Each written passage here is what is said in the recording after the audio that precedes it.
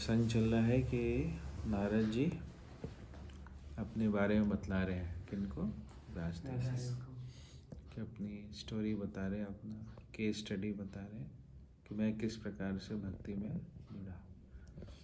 तो उस पर हमने पढ़ा कि उनके घर पर बहुत सारे डिवोटीज आए और उन भक्तों ने यहाँ पर 4 महीने व्यतीत किया और उनकी उन्होंने सेवा की, उनके माध्यम से उन्होंने श्रवण कीर्तन किया और वह पूर्ण रूप से परिवर्तित हो गया, ट्रांसफॉर्म हो गया। तो लास्ट क्लास में हमने चर्चा किया था कि भक्तों के संग में आकर के हमारे अंदर परिवर्तन आना चाहिए, ट्रांसफॉर्मेशन आना चाहिए। किस प्रकार का परिवर्तन आना चाहिए?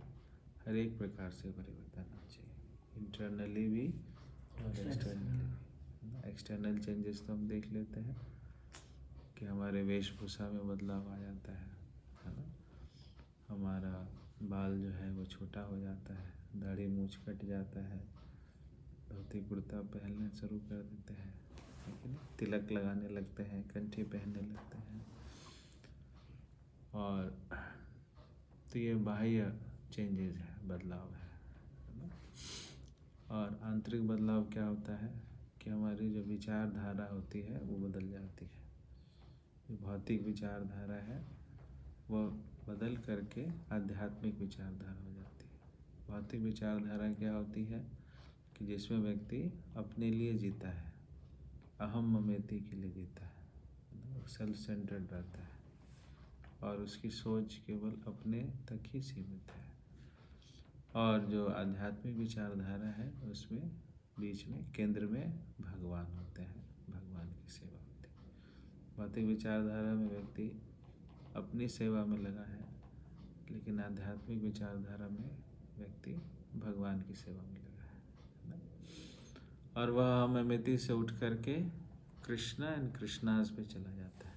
अहम फिर वो किसको मानता है? कृष्ण को।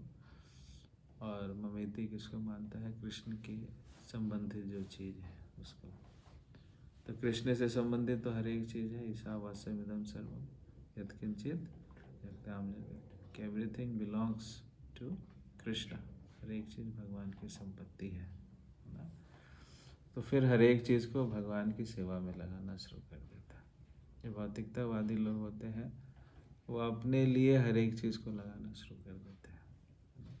तो चांद तारों को भी देखते हैं तो क्या सोचते हैं कि मेरा अच्छा मूड बनाने के लिए चांद तारे आए हैं। फूलों को देखते हैं, कुछ को देखते हैं, तो they just think about themselves.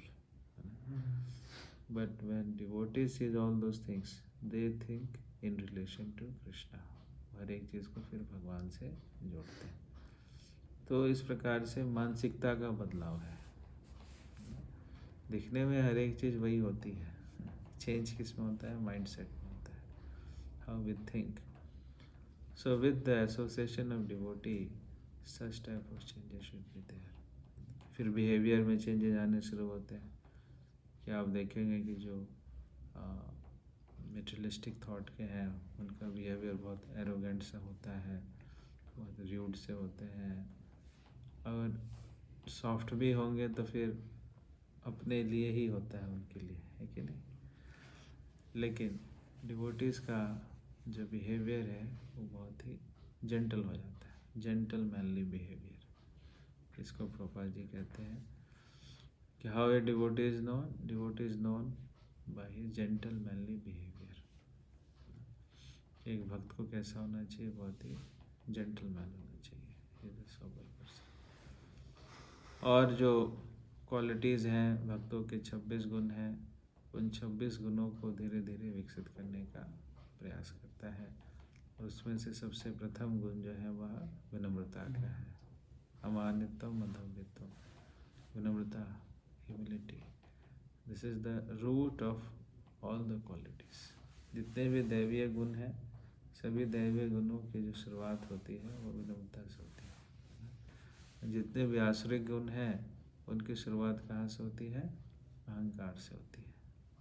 जितने भी आप देखेंगे असुर लोग हैं, सबसे पहली क्वालिटी उनके अंदर क्या है? दे आर वेरी एरोगेंट, बहुत अहंकार है उनके अंदर। और उस अहंकार के कारण सारे दुर्गुण उनके अंदर आना शुरू हो जाते हैं, है ना। लेकिन जो भक्त है, भक्त के अंदर जो प्रथम गुण है वो किस चीज़ का होता है? विनम्रता का होता है। और विनम्रता के आते ही सारे जितने अच्छे गुण हैं वो अपने आप आने शुरू हो जाते हैं, है ना। तो if you want to cultivate good qualities, then this quality is the root of all the good qualities, which humility. When we become humble, then automatically other qualities are generated, you know. So what does it mean by humility? Humility का मतलब क्या है? Humility का मतलब है कि हर एक चीज़ के लिए वो भगवान के प्रति कृतज्ञ रहता है, ग्रेटफुल रहता है। ह्यूमिलिटी कम्स फ्रॉम ग्रेटिट्यूड, कि जब तक उसके अंदर कृतज्ञता की भावना नहीं है तब तक वो हम्बल नहीं हो सकता। इसको जो मिल जाता है उसी में संतुष्ट रहता है, कृतज्ञ रहता है। तो पहले के जो गुरुकुल के शिष्य होते थे वो भिक्षाटन करने जाते थे, और भिक्षाटन में उनको जो मिल जाता था उसे संतुष्ट रहते थे, they feel grateful. Similarly this attitude, ऐसा क्यों उनसे करवाया जाता था, भिक्षाटन क्यों करवाया जाता था, उसका पीछे भी लॉजिक है। चाहे कोई राजा का बच्चा है, चाहे कोई गरीब का बच्चा है, कहीं का भी है, सबको एक कॉमन प्रैक्टिस थी, करवाई जाती थी। क्या? कि आपको भिक्षाटन करके लाना है। भिक्षाटन से क्या होता है कि वह व्यक्ति विनम्र बन जाता है ना। जैसे हम बुक डिस्ट्रीब्यूशन करते हैं तो हम कैसे भी हैं, हमें उनके आगे थोड़ा झुकना पड़ता है। बिना झुके जो है बुक डिस्ट्रीब्यूशन नहीं हो सकता है कि we have to bend down, we have to let of this arrogance, this pride. तो ह्यूमिलिटी को कल्टीवेट करने के लिए, और जो भी मिल जाता था उसमें प्रसन्न रहते थे। कि किसी घर से मान लो 1 चपाती मिली, किसी घर से 10 चपाती मिली, तो वो ऐसा नहीं कह सकता है कि नहीं नहीं नहीं मैं 1 चपाती नहीं लूँगा, मुझे तो 10 चपाती चाहिए, है ना। जैसे आजकल के बेगर करते हैं, आप रेड लाइट्स पे या डिस्ट्रीब्यूशन करते हैं, वहाँ देखते होगा बेगर्स को, बेगर से बड़े डिमांडिंग होते हैं। उनको जब प्रसाद दो, बोले नहीं नहीं हम नहीं लेंगे, ये हमें क्या चाहिए, 10 रुपया चाहिए। तो one is begging, then he can't, beggars have no options, beggars are no choosers, जिसको कहते हैं ना। तो they can't. Similarly being in humble position means whatever Krishna is giving we have to accept it। जो भी भगवान हमें देते हैं हम उसको एक्सेप्ट करना चाहिए। उनको ऐसा नहीं बोला नहीं नहीं मुझे ये नहीं चाहिए, मुझे तो वो चाहिए था, और जो मिला उससे संतुष्ट नहीं है और उससे उल्टा परेशान है ना। तो फिर ऐसे नहीं चलता। इसलिए हम देखते हैं आजकल फ्रस्ट्रेशन बहुत है लोगों में। Why they are frustrated? Because वो उन्होंने जैसा सोचा वैसा हुआ नहीं। उनकी प्लानिंग थी ऐसा होगा, ऐसा होगा, ये होगा, वो होगा, और कुछ होता नहीं है, कुछ अलग कुछ प्राप्त हो जाता है, उससे क्या हो जाते हैं, वो परेशान हो जाते हैं, फ्रस्ट्रेट हो जाते हैं, डिप्रेशन में हो जाते हैं। सो बट अगर वो इस मानसिकता को विकसित कर दें कि जो भी भगवान की इच्छा है, जो भी प्राप्त होगा उसको हम क्या करेंगे, सहर्ष स्वीकार करेंगे। जैसे किसी घर से 10 चपाती मिल जाएगी, किसी घर से 1 चपाती, किसी घर से कुछ नहीं भी मिलेगा, तो जो भी है तो भगवान की कृपा है। तो when we are in accepting mood, है ना, then things are very nice, है ना। इसलिए कहा गया भक्त जो होते हैं ब्रह्मभूत प्रसन्नात्मा न सोचती न कांक्षति, कि those who are devotees of the Lord, they are always situated on the transcendental platform. And what is this feeling in being in transcendental position is that he is not shochati and is not kanshati. Shochati means what? Is not lamenting. कि भविष्य में भूतकाल में जो हुआ उसके लिए शोकग्रस्त नहीं होते। भूतकाल से हम सीखते हैं, शोकग्रस्त नहीं होते हैं। देयर इज ए डिफरेंस कि हमसे कुछ गलतियाँ हुआ, कुछ हुआ, इस प्रकार से कुछ घटना घटी है, तो उससे हमें सीखना चाहिए, ना कि उसके लिए हम शोकग्रस्त हो गए कि उसकी वजह से परेशान है, दुखी है। So what ever has been happened has gone. और कुछ ऐसी चीज़ें होती हैं जिससे हम फेलियर को प्राप्त करते हैं या कुछ ऐसी घटना होती है, तो there is some lessons to be learned, है ना। कुछ लेसन्स होते हैं जो कि भगवान हमें उसके माध्यम से सिखाना चाहते हैं, तो उस पॉजिटिव एस्पेक्ट्स को वहाँ से लेना चाहिए, है ना। तो इसलिए शोकग्रस्त होना और लर्निंग मोड में रहना दोनों में अंतर है। भक्त जो होते हैं वह सिंहावलोकन करते हैं, और जो नॉन डिवोटी है वह शोकग्रस्त हो जाते हैं। सिंहावलोकन का क्या मतलब है कि जिस प्रकार से शेर होता है, शेर 10 कदम चलता है और फिर पीछे मुड़ करके देखता है कि मैं जो चल रहा हूँ ठीक चल रहा हूँ कि नहीं चल रहा। हाँ, आप देखना कि शेर के मूवमेंट को, they work like this, they go further and then see back, मेरा रास्ता ठीक है कि नहीं है, मैं ठीक रास्ते पे चल रहा हूँ कि नहीं। Similarly devotees also go forward and introspect, और फिर जो क्या करते हैं, इंट्रोस्पेक्ट करते हैं, अंतर्मुखी। इंट्रोस्पेक्ट का क्या मतलब कि जिस पथ पे मैं चल रहा हूँ क्या वो पथ सही है या नहीं है, पिछले दिन से ये वाला दिन कुछ बेटर है या नहीं है। तो we learn from our past.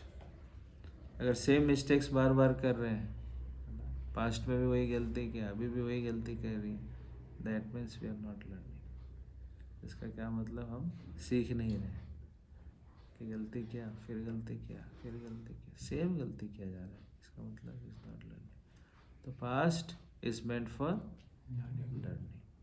जो पास्ट है, जो भूतकाल है, वो हमें कुछ सिखला करके जाता है, तो उसको उस भाव से देखना। ऐसा है कि नहीं, अरे ऐसा करना था, ऐसा करना था, ये करना था, वो करना था, हुआ नहीं मुझसे, है ना।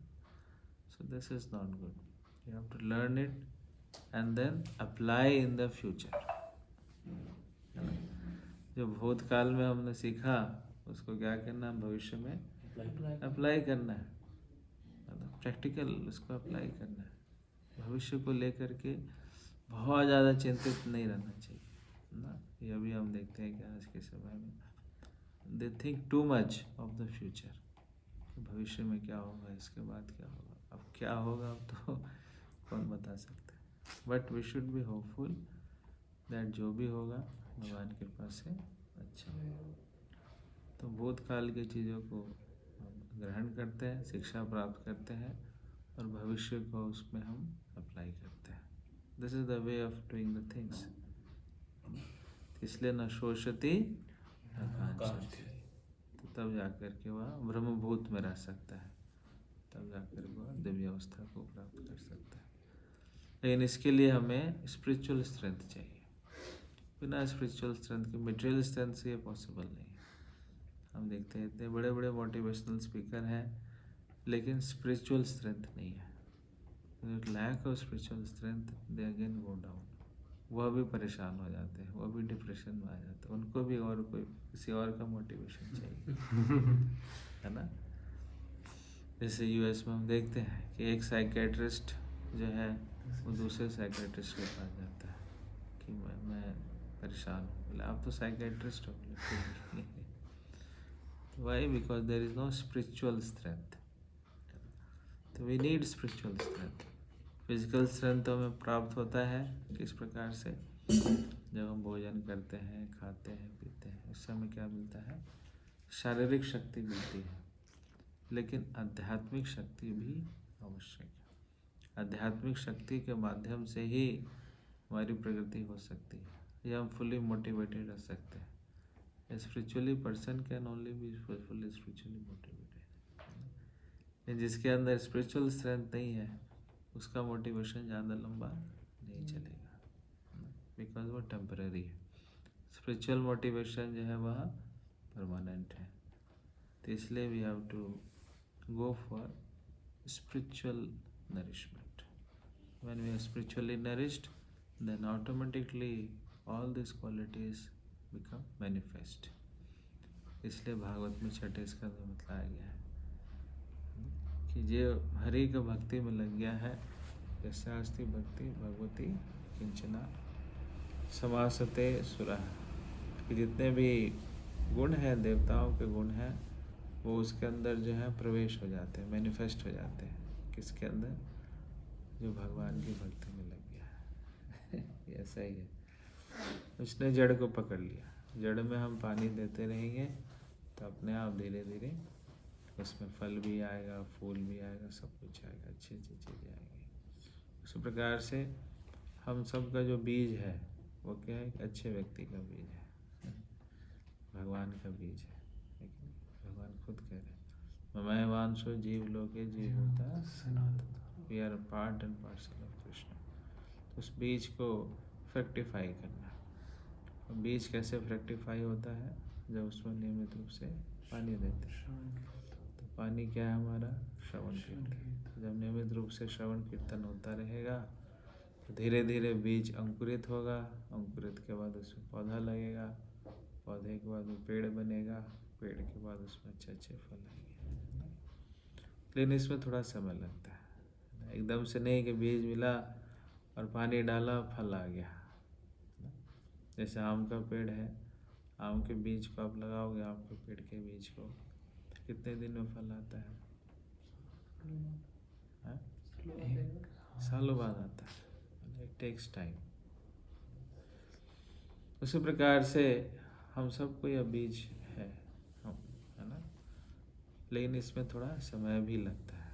लेकिन मान लो कोई कह रहे इतना हम पानी डाल रहे हैं आम के पेड़ में, आम तो आ नहीं रहा, आम तो आम नहीं रहा, तो फिर क्या करता है? पानी देना छोड़ देते हैं। तो फिर क्या होगा? उससे वो ख़त्म हो जाएगा, लेकिन उसकी ग्रोथ नहीं होगी, आराम मिलेगा नहीं। उसी प्रकार से भक्ति में जुड़ना, एकदम से सोचना है कि आज अब कृष्ण प्रेम मिल जाना चाहिए, नहीं है ना। It takes time. जैसे नारद जी का भी हम प्रसंग आगे पढ़ेंगे कि नारद जी को भी एकदम से भगवत प्राप्ति नहीं हुई, उन्होंने काफ़ी तपस्या किया, और जब तक वो पूर्ण रूप से शुद्ध नहीं हुए तब तक उनको भगवत प्राप्ति नहीं हुई। तो इसलिए इसके साथ साथ हमें धैर्य भी करना है। इसलिए रूप गोस्वामी जी हमें बतलाते हैं कि उत्साह, निश्चय और धैर्य, ये तीनों चीज़ें ज़रूरी हैं। एंथुजियाज्म भी चाहिए, उसके साथ साथ डिटर्मिनेशन भी चाहिए। भक्ति जो होती है वो उत्साह के साथ की जाती है। हतोत्साहित होकर के भक्ति नहीं की जा सकती। जो बहुत फ्रस्ट्रेटेड है, परेशान है, फ्रस्ट्रेट होकर के भक्ति कर रहा है, नहीं, ऐसा नहीं है। We have to do the things forcefully. जैसे हम जप करते हैं, कीर्तन करते हैं, या अध्ययन करते हैं, श्रवण करते हैं, भक्तों का संग करते हैं, सेवा करते हैं, तो उसको हमें फोर्सफुली नहीं करना चाहिए। उसको एज ए बोझ लेकर के, बर्डन लेकर के नहीं करना चाहिए। उसको कैसे करना चाहिए? बहुत ही उत्साह के साथ, एंथुजियाज्म के साथ। जितना उत्साह से हम करते हैं उसमें उतना आनंद आता है ना। जैसे चैंटिंग है, आप उत्साह के साथ करो, फिर देखो उसमें ज़्यादा आनंद आएगा, है ना। हरे कृष्णा कृष्णा कृष्णा हरे हरे, हरे राम राम हरे हरे। आप खुद ही देखोगे चेंज। अब जब बहुत उत्साह के साथ करोगे उसका आनंद और बढ़ जाता है ना। रीडिंग उत्साह के साथ करोगे उसमें और ज़्यादा आनंद आ जाएगा। कीर्तन उत्साह के साथ करोगे उसमें और ज़्यादा आनंद आएगा, है ना। सेवा उत्साह से करोगे और ज़्यादा आनंद आ जाएगा। इसलिए devotional practices should be done with full enthusiasm, and then we should determine. Determination का क्या मतलब है कि अब इसको मुझे बहुत अच्छे से करना है, इसमें किसी प्रकार का कोई कॉम्प्रोमाइज़ नहीं करना है। We should be fully determined कि the words of scriptures are true, है ना। डिटर्मिनेशन मतलब फुल कन्विक्शन होना चाहिए कि जो भागवत का ज्ञान है, गीता का ज्ञान है, वो क्या है? पूर्ण रूप से सत्य है। और भगवान का जो आश्वासन है वो सत्य है। जितना हमारा डिटर्मिनेशन मजबूत होगा उतना आप देखोगे भक्ति और अच्छे से होती है। अगर हम डिटरमाइंड नहीं है, चलो ठीक है, ये भी ठीक है, वो भी ठीक है, सब ठीक है ना, कुछ भी कर लो, कैसे भी कर लो, सब चलता है, तो उससे ज़्यादा प्रभाव नहीं आता है। प्रभाव आप तब देखते हो जब डिटरमाइंड होकर के, कमिटेड होकर के, फुल फेथ के साथ, कन्विक्शन के साथ हम प्रैक्टिस को करते हैं। तो we should be fully determined. इसको तो अच्छे से करना ही है। 16 माला और 4 नियम को बहुत सख्ती से मुझे पालन करना है। कुछ भी हो जाए, I have to chant, I have to read, I have to serve and I have to follow 4 regulatory principles. ये 4 नियम जो है उसको भी बहुत सख्ती से पालन करना है। जितना हम डिटरमाइंड रहेंगे उतना आप देखोगे कि हमारी प्रकृति बहुत स्मूथ हो जाती है। डिटर्मिनेशन नहीं होगा तो फिर मटेरियल डिज़ायर्स भी बहुत आने से हो जाते हैं। अगर हम ऑप्शन दे देते हैं ये भी कर लो, वो भी कर लो, सब ठीक है, सब चलता है, तो फिर आप देखोगे कि भौतिक इच्छाएं क्या हो जाती है, बढ़ जाती है। It becomes difficult to follow. तो one should be determined. Determination like Dhruva Maharaj.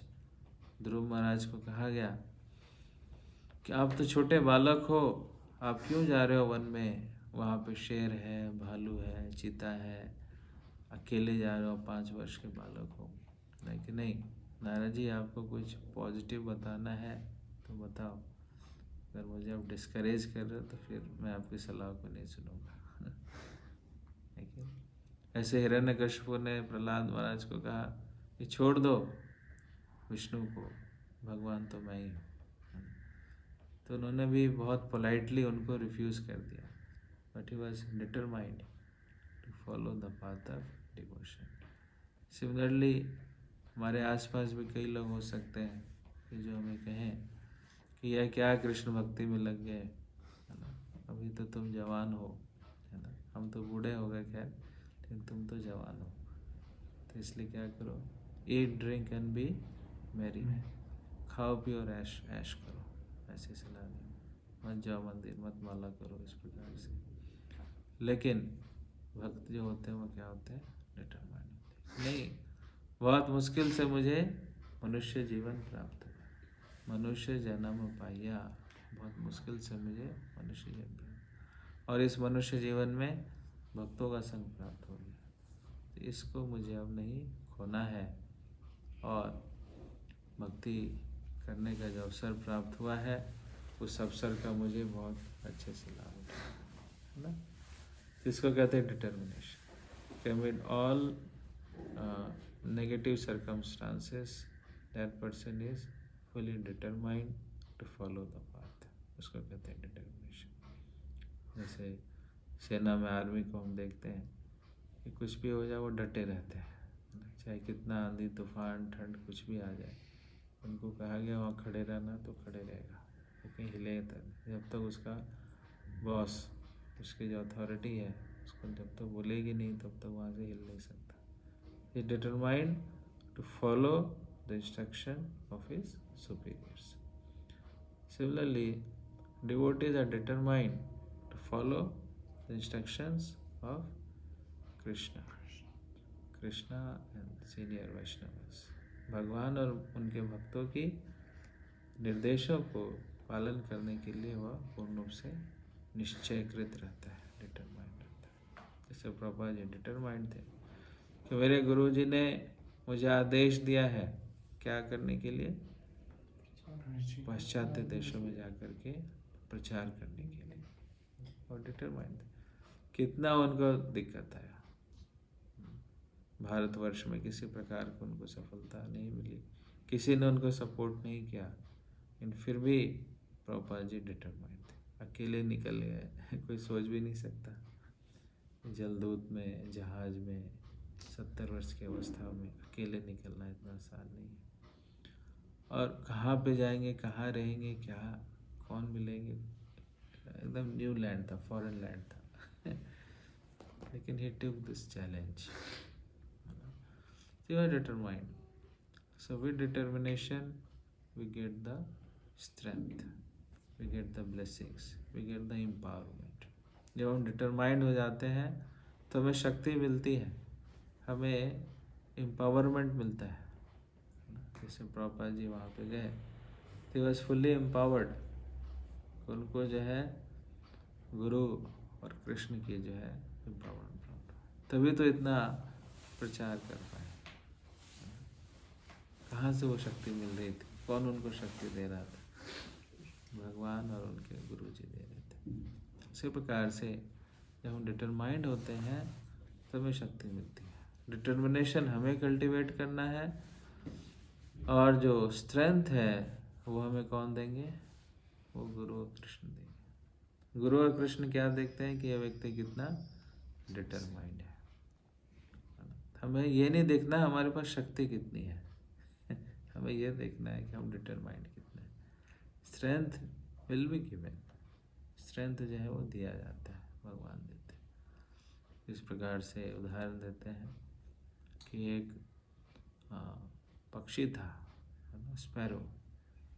Sparrow जो था वो, उसका जो घोंसला था वो कहाँ पे था? समुद्र के पास था। तो समुद्र में एक बार ये थोड़ा उफान आया और समुद्र ने उस घोंसले को डिसमेंटल कर दिया, और सारा अंडा कहाँ चला गया? पानी के अंदर। तो स्पैरो को बड़ा गुस्सा आया। उसने कहा कि आज मैं समुद्र को सुखा दूंगी। स्पैरो जो होता है कितना छोटा सा होता है, देखा ना? देखा सबने स्पैरो? हाँ, छोटा सा। और उसने कहा कि मैं क्या करूंगी? समुद्र को सुखा दूंगी। कोई सोच सकता है ऐसा? कितना कैसे सोच लिया। और फिर चोंच से क्या करने लगी? पानी को बहाव करने लगी, जाती थी पानी में। तो पूरे जितने भी बर्ड कम्युनिटी है बहुत वो हो गया कि अरे ये हमारी साथी देखो कितना बड़ा ये साहस कर रही है कि यह समुद्र को सुखाने का प्रयास कर रही है। तो ये बात पहुँचते पहुँचते चली गई गरुड़ देव के पास। तो गरुड़ देव जी वहाँ पे है। अच्छा इतना आप कर रहे हो, चलो मैं समुद्र को सिखाता हूँ। समुद्र को कहा उन्होंने कि दे दो इसके अंडे वापस, नहीं तो मैं तुम्हारे पानी को सुखा दूंगा। तो फिर समुद्र को क्या करना पड़ा? अंडे वापस करने पड़े। तो शक्ति कहाँ से आई? किसने दिया? जब सीनियर और भगवान की कृपा हुई तो शक्ति मिलती है। तो ऐसा भी देखना कि हम कर पाएंगे कि नहीं कर पाएंगे, शक्ति तो है नहीं। अगर हम डिटरमाइंड भी हैं तो भी क्या होता है? हमें शक्ति मिल जाती है ना? गुरु and Krishna provide us with sufficient strength. तो नारद जी के प्रसंग में भी हम देखते हैं बच्चे ही हैं, बड़े थोड़ी हैं। उनकी माता जी का निधन हो गया, लेकिन फिर भी वो फुली डिटरमाइंड है। अब कहाँ पे जाना है, किधर जाना है, कुछ नहीं पता। इतना पता है कि उत्तर दिशा में जाना है। वहाँ पे खाने को मिलेगा नहीं मिलेगा, क्या होगा, बस ही वेंट आउट, चले गए, निकल पड़े। तो ये डिटर्मिनेशन था कि मुझे भगवत प्राप्ति करनी है, जीवन का लक्ष्य जो है भगवत प्राप्ति है, तो मुझे इसी को अच्छे से करना है। और बाकी जितने भी आकर्षण है, डिस्ट्रैक्शन है, उसे बच करके रहना है। It's fully determined. निकल पड़े तो थक भी जाते थे, थकान हो जाती थी, भूख भी लगती थी। तो जो नदी है वहाँ में स्नान कर लिया, जल पी लिया, उसी में उनकी थकान जो है वो समाप्त हो गई। कितना अच्छा तरीका है।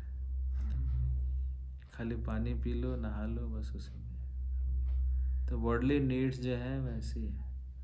जितना बॉडली नीड्स को कम करते जाएंगे वो कम होता जाएगा, और जितना हम बढ़ाते चले जाएंगे वो बढ़ता चला जाएगा। ये ऐसा है इसका स्वभाव कि जितना इसको बढ़ा दो उतना बढ़ता चला जाएगा, जितना इसको कम कर दो उतना कम हो जाएगा। इट डिपेंड्स कि हम किस प्रकार से इसको बढ़ा रहे हैं या घटा रहे हैं। इसलिए बॉडली नीड्स को प्रभुपाद जी कहते हैं क्या? मिनिमम होना चाहिए।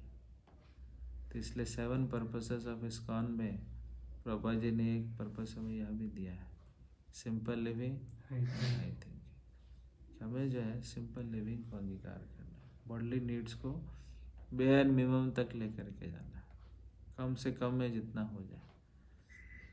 लेकिन स्पिरिचुअल जो हैंकरिंग है, स्पिरिचुअल जो इंटेक है, उसको बढ़ाते चले जाना है, उल्टा नहीं करना स्पिरिचुअल इंटेक को कम कर दिया, वर्ल्डली नीड्स को बढ़ाते चले गए, आर्टिफिशियल नीड्स को बढ़ाते चले गए, तो फिर क्या फ़ायदा, है ना।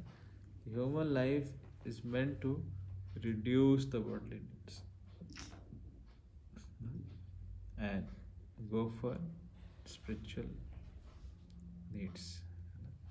स्पिरिचुअल नीड्स को हम जितना बढ़ाएं उतना अच्छा है, हम वर्ल्डली नीड्स को जितना कम करें उतना अच्छा है। लेकिन समानतः हम देखते हैं कि इसको होता उल्टा है। स्पिरिचुअल चीज़ों को लोग लास्ट में सारे, उसका तो वैल्यू ही नहीं है कुछ। और वर्ल्डली नीड्स को देखो, हर एक वर्ल्डली नीड्स के लिए कितना कितना कुछ है। एक बाल के लिए देख लो, बाल के लिए कैसे कैसे सैलून बनाए गए हैं, कितने तरह के डाइज बनाए गए हैं। बाल का क्या वैल्यू है ना। लेकिन उसका श्रृंगार करने के लिए, उसका करने के लिए, हर एक शरीर के जितनी भी चीज़ें हैं, हर एक चीज़ के लिए बहुत लैविश तरीके से डेवलप किया गया है। और उसको जितना भी डेवलप करते जाओ उसका कोई अंत ही नहीं है। तो this is not spiritual. Spiritual life is to reduce the worldly needs to bare minimum and increase the spiritual needs to maximum. तो नारद जी के प्रसंग में हम ये देख रहे हैं कि वो जा रहे हैं, घूम रहे हैं सब जगह, थक रहे हैं, पानी पी रहे हैं, लेकिन फिर भी आगे बढ़ते चले जा रहे हैं। तो इसमें उनका डिटर्मिनेशन हम देख रहे हैं, और साथ में कैसे उन्होंने अपने भौतिक आवश्यकताओं को न्यूनतम पर लेकर के आ गए और एक चित्त होकर के, एकाग्र होकर के भगवत प्राप्ति में की तरफ वो लग चुके हैं। ओके, हरे कृष्णा कृष्णा कृष्णा हरे हरे, हरे राम राम राम हरे हरे। ऐसे कोई प्रश्न?